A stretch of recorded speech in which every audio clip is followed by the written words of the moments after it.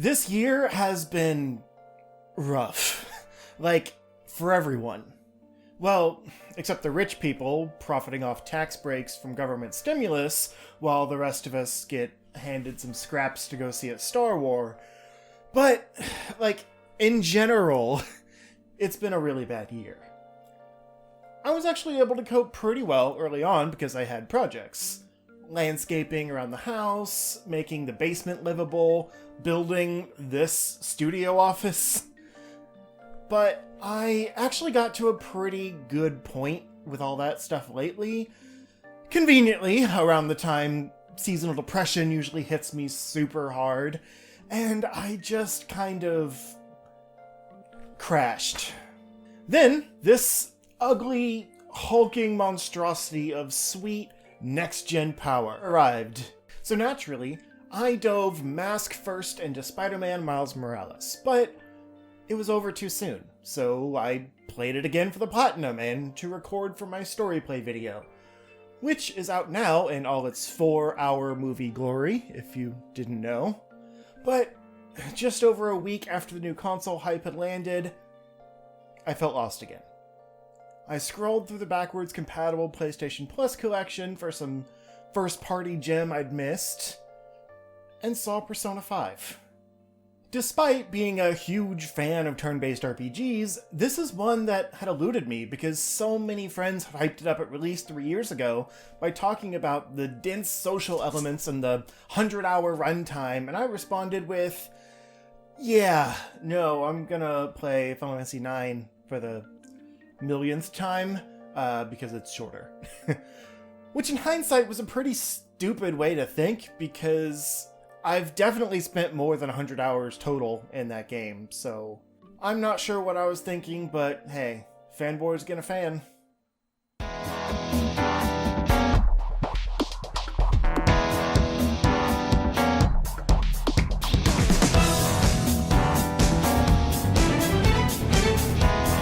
You clearly already know where this video is going. I decided to grab Persona 5 from the collection because why not? It's free and I didn't have anything else to do. And the intro actually hooked me pretty quickly.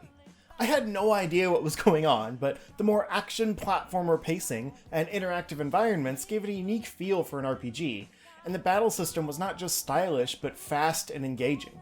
I loved the way it utilized a strength and weakness system on the personas that, mixed with the ability to recruit new ones, felt like a Pokemon game for adults. I still wasn't sure about the heavy anime inspirations or the high schoolness of it all, but throwing me right into the fantastical RPG side of it all still had me hooked enough to want to give it a try. I got a good few hours into the game, about to where the first palace lets you free roam rather than just visit for plot reasons, when I saw that the enhanced version that came out this year, called Persona 5 Royal, was on sale for the holidays, and I decided, I like this enough, and definitely don't want to play 100 hours and then start over with that version. So I grabbed that one and started my file over with at least a little bit of knowledge about how the game works. Quick anecdote here, actually. The only thing I knew about the game going in was that the main character was named Joker, thanks to Smash Brothers. So, when it prompts you to name your character, I put Joker. But it also wanted last name. So I panicked because I didn't know he had a last name and asked my wife, who said to go with Buttfart. Because she's a child. But it led to some amusing dialogue boxes and a funny exchange where your team decides to use code names and Morgana says, "We can't use our real names, let's go with Joker for you." But, yeah, needless to say, in Royal, I decided to fix that issue thanks to my newfound foresight. So, I went with Zero Jokes instead. No one would suspect him. So yeah, a week prior, I had no interest in the franchise, and now I had a financial investment in it. That's how it all begins, right? I was officially a fan, but still so naive to how this game would get its hooks in me. I should preface real quick here that this was originally going to be my Game of the Year list video, but I decided I had way more to say about this game than anything else on my list. So if you're curious what they all are, go check out the Charge Shot podcast we just put out, where the team shares our picks. Spoilers, this is number 2, because of course Miles Morales beat it. Who do you think I am? But also, this isn't a review of the game or anything. More so just an analysis of why it had such a strong effect on me. There will still be spoilers though, beware. I'll do my best to not ruin any major plot points or anything, but it's impossible to go into detail without showing off some aspects that you might not want to know if you haven't played the game. So yeah, I promise to be careful with how I describe things, but it's not my fault if you get mad about learning something that you didn't want to know. Sufficiently warned? Then let's move on. There's a 150-hour adventure to discuss. This game does a great job at teasing out its story and the mystery surrounding it. Your main character, who we'll just call Joker for convenience, basically gets framed for a crime and put on probation under the care of a family friend who clearly states he's just in it for the money, but also seems like a nicer guy than he wants you to believe. And that's kind of a recurring theme throughout this game. As you get to know people more, you find out things they might not want you to know. Joker is sent to the local school for his 1-year probation and told to behave, because anything out of line will lead to immediate expulsion and violation of probation. So right off the bat, everyone is kind of an asshole to Joker because they perceive him as a delinquent, which in a game all about creating social bonds with other characters is a bold move. How can he even redeem himself when no one will give him a chance? Anyway, Joker literally runs into another alleged problem child, a misunderstood, vulgar boy named Ryuji. Oh, full warning, I will most likely butcher every name in this game. I'm not an anime guy, and all the English translated Japanese inspirations are usually why. For the most part, I'm going to try to not use names anyway, for spoiler reasons, but also so I don't sound like an idiot, or more of an idiot than I do normally, I should say. Anyway, then the two delinquents uncover a weird conspiracy inside what they think is their school, but have no idea what to do about it because everyone just thinks they're trouble when they try to tell them about it. Feel whiplash from that sudden revelation? Yeah, so did I. It was exciting though. I'd already had a taste of these weird, fantastical environments from the tutorial, and going into the game, this stuff was way more engaging than the high school stuff, so I just wanted to know more about this alternate reality, which is later dubbed the Metaverse, by the way. But to uncover more details, I had to spend more days answering questions in class, wandering the hallways talking to students, and generally doing menial chores. This kind of thing didn't really click with me at first, and I quickly got tired of being told what I couldn't do as I waited for the game to open up more. The first month or so of the game is definitely a slow burn, though it's worth noting that even dozens of hours in, I was still unlocking new things to do late in the game, so it definitely feels like the game wants you to do a New Game Plus once you have all the knowledge of how these things work. So I guess it's kind of a slow burn on purpose. Soon, though, the plot thickened as the pair of delinquents discover the owner of this alternate reality castle is basically the subconscious of the school's volleyball coach, who is well known to be an unstoppable dictator over his team, regularly working them so hard they get injured, and preying on the underage female members of the team. As far as villains go, he was pretty irredeemable. Things come to a head when one of the team members tries to commit suicide in order to get away from the coach's tyranny after he threatens to basically ruin her life if she doesn't give him what he wants. This is when things got pretty real. Despite the kind of cutesy anime art style and quirky dialogue, I learned this game was not afraid to go to dark places. I mean, I probably should have figured that out from the castle dungeons full of high school students, but that was all just basically in the coach's head. It wasn't the real world. This was the moment of realizing there were real stakes to the villain's twisted cognitions.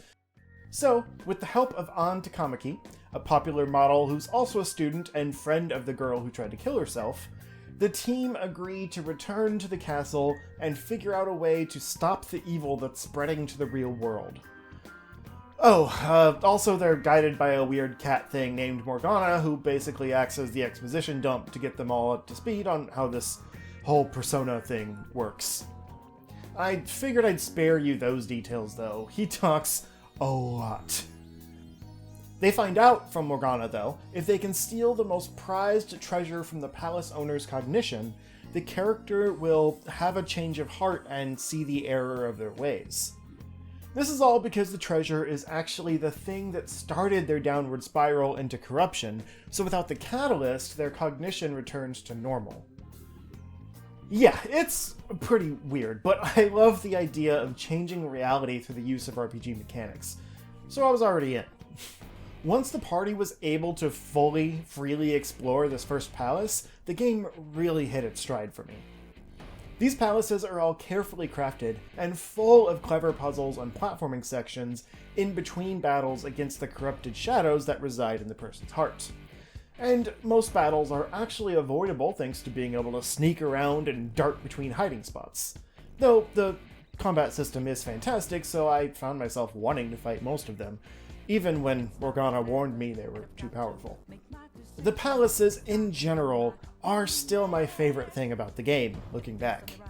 It's the main reason why, as much as I love the game, I don't see myself going back to previous entries that only had procedurally generated dungeons. I like the game more than the series, I think. But each palace in this game felt like Zelda dungeons that just happened to have turn-based battles, and the inclusion of the new grappling hook mechanic in Royal made the dungeons even more dynamic, as there's new areas and routes in each palace that emphasize verticality to reach treasure chests, secret shortcuts, or new will seed items that help you last longer in the palace because they heal your SP, which I think stands for skill points, and is used to cast elemental abilities in battle. A lot of the puzzles in these palaces are fairly simple, but no less engaging, and I was constantly exploring every nook and cranny to make sure I didn't miss any unmapped room that might contain important treasure.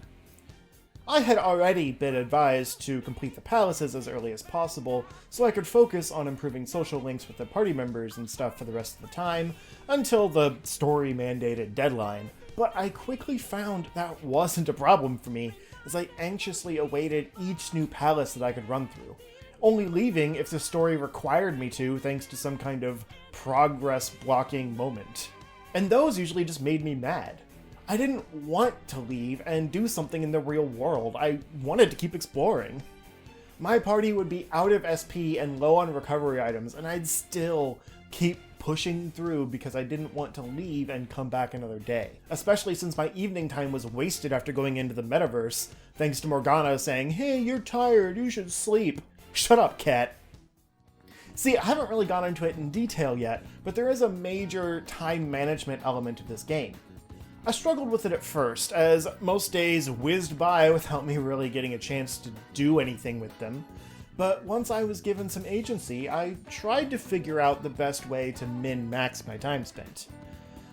I rarely bothered with things like part-time jobs, batting practice, or other time-passing side objectives if they didn't actively benefit my time raising confidant levels, which is, again, kind of a blanket term for all the people you create bonds with in the game to get special perks and abilities, as well as raised bonuses for personas you require.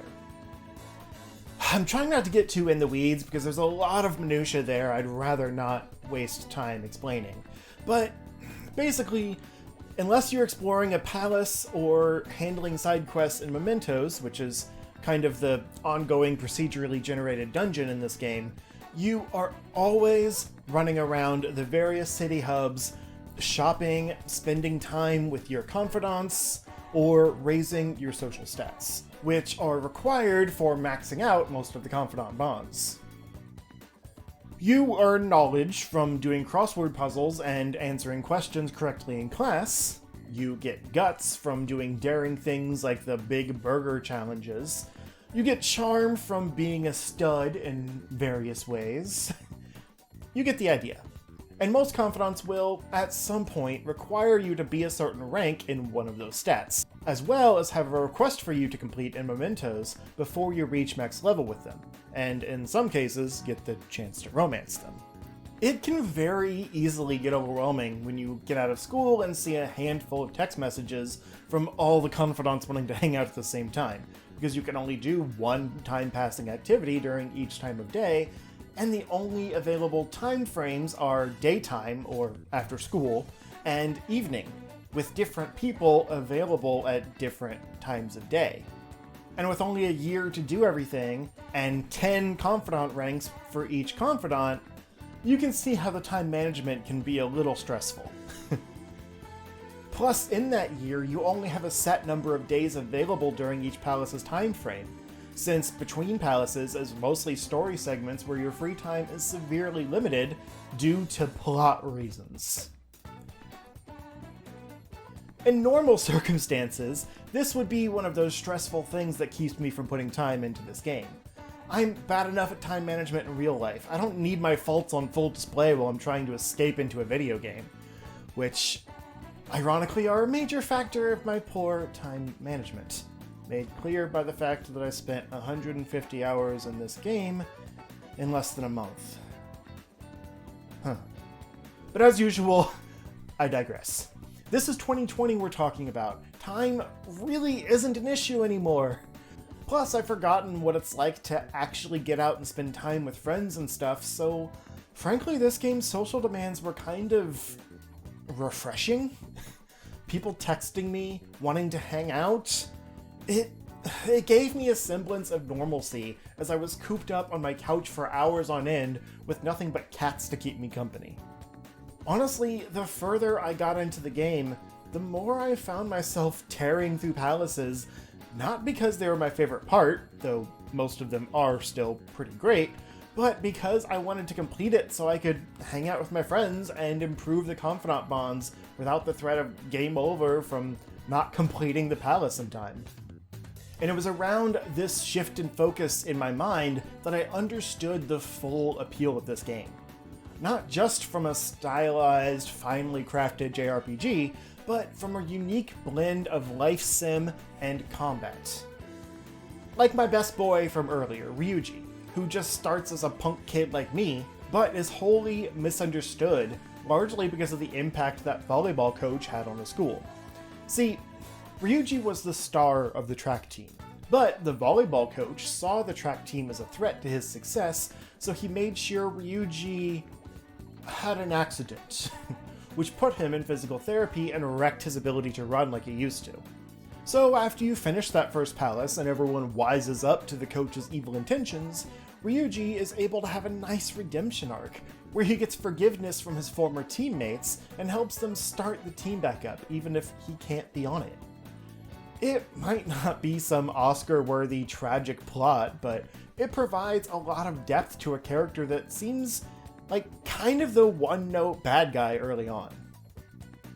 I'll admit, a lot of the enjoyment of these characters comes from the expressive character portraits and stellar English voice acting, but the localized writing is also top-notch and goes a long way to make each character feel distinct. You really see their personalities shine through, even with the lines that aren't voiced. Take Futaba, for example. Probably the most immediately recognizable character in the game outside of Joker and Morgana. She starts as an awkward shut-in mourning her mother's death, but through various plot-related circumstances, she's able to come to terms with her trauma and figure out who she really is. And by the end, she's so bubbly and free-spirited that she's almost like a totally different character. But it's all thanks to Joker showing her the real world isn't so bad, and she doesn't have to hide who she really is. She also gets some great dialogue moments that feel super meta because of her reliance on video game logo. She even calls Joker her key item, as a reference to him being someone that she has to keep in her inventory to succeed. There's a ton of great characters, honestly. I'm just scratching the surface. And while unfortunately only the women are eligible as romance options, every character gets a fulfilling arc through their bond. And while they're not so much side quests as just dialogue-heavy interactions that lead to a deeper connection between two people, it still feels fulfilling in a way I didn't expect going in, since I care so much about the characters and their success that I found myself just wanting to spend time talking to them. Though, I'll admit, I found myself metagaming a little bit by the end, since I'd try to figure out the dialogue option that would raise our bond the most, rather than the one I'd be most likely to pick, but hey, I was running out of days. No time for role-playing. I do want to also touch on the romance options. They don't play a huge role, honestly, which kinda disappointed me, but for every eligible lady when you reach Confidant rank 9, they'll ask why you've helped them so much. And based on how you answer, you'll either friend zone them or end up in a relationship with them.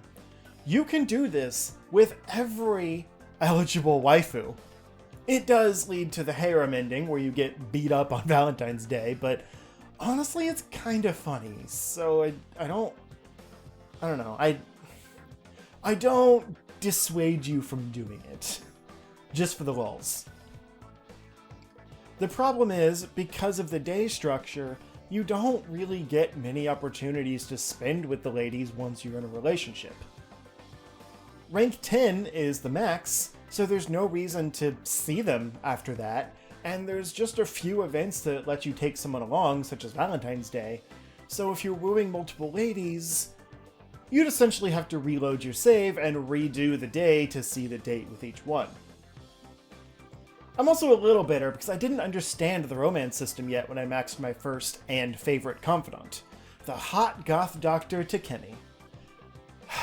And there's no way to go back and get the prompt again once you turn them down, so I knew I wouldn't be satisfied with whoever I ended up with if I couldn't have her.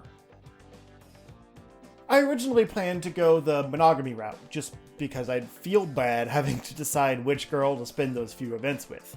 But I was playing Royal, which introduces a new character, a shy redhead with glasses named Sumire, who was, like, made for me. So unfortunately, in the last part of the game, when she's finally made available to woo, and I was already in a relationship with Makoto, I was forced to go the harem route. If I ever do New Game Plus, I'll know to wait, but it's not totally my fault. If I could have broken up with Makoto first, I would have. The game forced my hand. At least that's what I tried to tell Makoto when she was beating me up on Valentine's Day. Anyway, that was all a side tangent because I really wanted to talk about Takemi's character arc, as it's probably my favorite. She is kind of a small-town, back-alley doctor who you meet after hearing she sells experimental medicine. Basically the in-game description of items that will help in the metaverse. You find out that she was basically ostracized from the larger medical community after she worked on an experimental cure for a very rare disease, because the cure didn't work and her high-ranking mentor blacklisted her for killing her patient. So Joker, as the good little guinea pig he is, agrees to be her new test subject for a new cure because she insists she almost has it figured out. And again, what you know about these characters starting off is never what's actually going on, and that's great. Because throughout these test sessions, shady people come by to try and catch her administering unapproved drugs so they can have her medical license completely revoked and ruin her life further. But Joker learns that her boss was actually lying. Her cure worked and the patient lived, but was bribed into silence because the boss felt threatened by her success. So, after a quick trip to Mementos with a request to change his heart, he confesses to her and she gets to see her cured patient again, with the validation that her experimental medicine works and she can freely practice again. Aside from my just wanting to help her because I wanted her as my waifu, I think I felt extra tied to her plotline in this, the year of COVID, because of all the medical misinformation that's spewed across social media these days. It gave this whole arc weight and context, and made me wish I could change the hearts of some of our higher-ups. And anti-vaxxers. A lot of people, actually. Why don't we have a Mementos? And I realize it sounds like I'm saying Mentos, but I'm not. We have that. I don't need the fresh maker. I need the heartbreaker? Heart taker? I don't know, I should stick to the script. Anyway, I think I've mostly exhausted the finer details of why I loved this game this year. But there's one more thing I want to discuss, and it's where I'm in most risk of spoiling things. See, Royal didn't just expand the game and add a grappling hook. It actually added an entire new story beat after where the original Persona 5 ended, complete with a new palace and school semester. I want to try to steer clear of important names and identifying plot points, as this is all after what was originally the final boss, so it's kind of weird for the game to just keep going after that, but that's exactly why I want to talk about it in abstracts. In general, the whole back half of the main game is brilliant. There's some plot twists and character shifts that I did not see coming, and it all comes to a head very quickly, and it's implemented magnificently. So I would have been happy if it ended where it did. But since I made sure to complete the required things to unlock the new semester, I was greeted by a cute New Year's Eve scene where the party members all made wishes at a wishing well and enjoyed each other's company. Nice, happy ending, no? No is right. Joker wakes up on New Year's Day after a confusing dream and quickly realizes things aren't quite right. No one else seems to notice the changes, so Joker is on his own with memories of his old life and nowhere to go. He finds out he's not the only one confused and teams up to uncover the truth in a new palace that's popped up unexpectedly. Possibly another change in this new reality. After some spoilery exposition, Joker tries to convince his friends that their reality has been altered and they need to wake up so they can infiltrate the new palace and fix this together. The reason I wanted to touch on this new content is because of what I said earlier about being fascinated by the ability to change reality, which admittedly is kind of what this whole game is tied around, but specifically this part. In this case, someone did it to our Phantom Thief heroes rather than the other way around, and seemingly improved their lives in every way. So it should be fine, right? The game actually asks the player that too, and you can agree to stay in this new reality, which leads to kind of an unsettling alternate ending where you see the paths your party members go on, but it just doesn't feel satisfying. Like, you know they seem happy, but you also still know that this reality isn't real, so it's not right to just leave it be. These happy endings aren't earned. I love the way this new content plays with the concept of a happy ending. Like, can you just rewrite reality to make everyone happy? Or do the struggles they've endured along the way play an important part in that happiness as well? I think for a lot of us, that's kind of how we feel about this year in general. We've had to endure all of the struggles of this worldwide pandemic, but not that it's over, but we're coming out on the other side with a greater understanding of ourselves and where we are in the world, for better or worse, given the state of our, economy and government. And I don't want to make this too depressing, but the point is, it's that life imitates art, art imitates life argument there, where I totally understood the idea of wanting to rewrite reality to erase the pain and just focus on the happiness. But that's not how life works. Are you really happy if you don't know what unhappiness is? There's no point of reference there. And I think this part of the game handles that really well. Similarly to that, I think if this palace had just been placed within the normal game, it wouldn't have hit the same. But because it's after the end, when they succeeded in their mission, disbanded the Phantom Thieves, agreed to move on with their lives, as well as after the player has most likely created strong bonds with a majority of the characters, your own tie to these characters as a player makes you care more about their happy endings, and the idea that no one should be able to just come in and change the ending for them.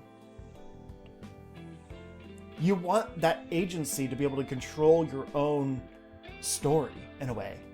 But what I love about this final palace is it's not really a fight between good and evil. The corrupted heart in question here isn't necessarily wrong. They think they're doing the right thing for the right reasons, and you almost sympathize.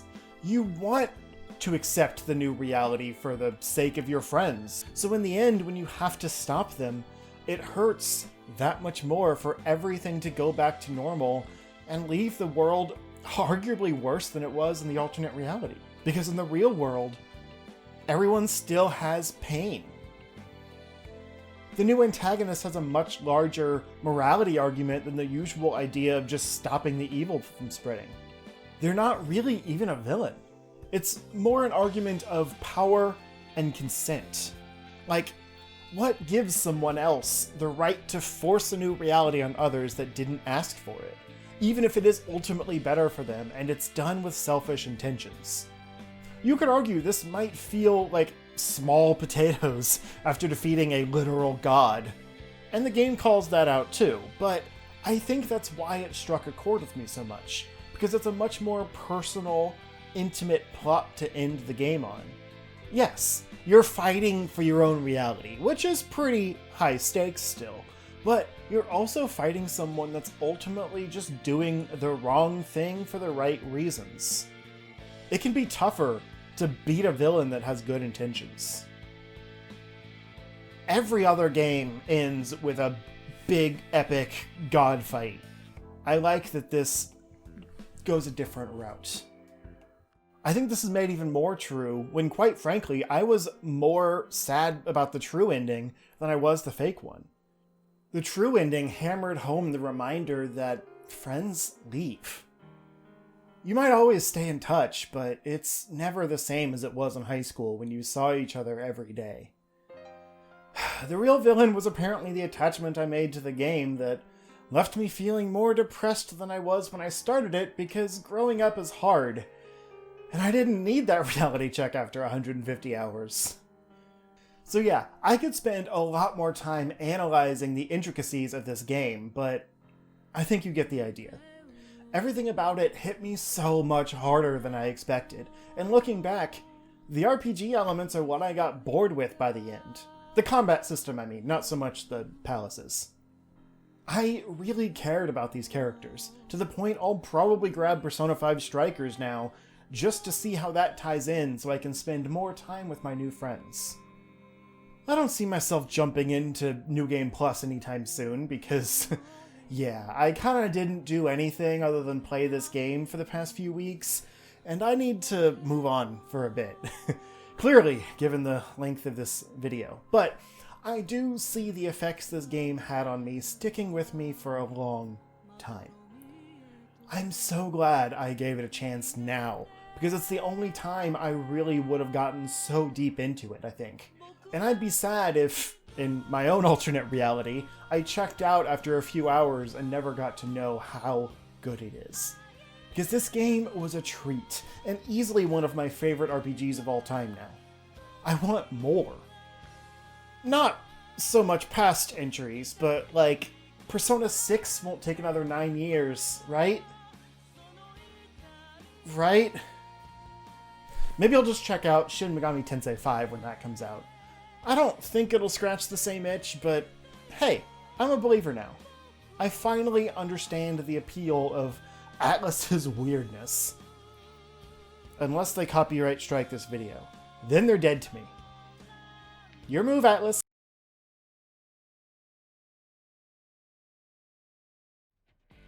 Then, the two delinquents uncover a weird conspiracy in... What? Oh. Anyway, then the two delinquents discover... I figured I'd spare... See, I haven't really gone into it in detail yet, but there is a major time management... Ryuji is able to have a nice redemption arc, where he gets revenge. That's the opposite. Where he gets... I think I felt extra tied to her plotline in this, the year of COVID, because of all the medical misinformation. What is the word I just maybe it sounded better, I don't know. The game actually asks the player that too, and you can agree to stay in this new reality, which leads to kind of an unsettling alternate ending where you see the paths your character... Which leads to kind of an unsettling alternate ending where you see the paths your... Why don't I keep wanting to say party? There, I got it right. Great. Which leads to some kind of... Oh my god. Which leads to kind of an... I need to reset. Like, I can't just keep going after I screw up. I could spend a lot more time analyzing the intricacies. Intricacies? Intricacies. I wrote the word and I still can't say it. So yeah, I could spend a lot more time analyzing the intricacies